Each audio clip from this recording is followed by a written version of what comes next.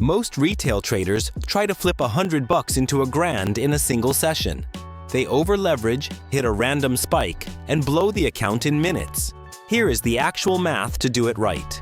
If you risk 20 or 50% per trade, your probability of total ruin is mathematically guaranteed. To scale a small account, your edge isn't the setup, it's the compounding frequency.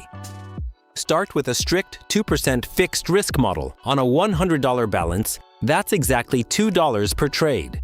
You operate on a minimum 1 to 3 risk-to-reward ratio, where you risk $2 to make 6. Even with a mediocre 40% win rate, the math keeps you net positive. Every time your account balance scales up by 50%, you recalculate your position sizing. Your 2% risk transforms from $2 to 3, then 5, then 10. You aren't chasing home runs, you're stacking consecutive systematic wins. Small accounts don't stay small because of a lack of capital.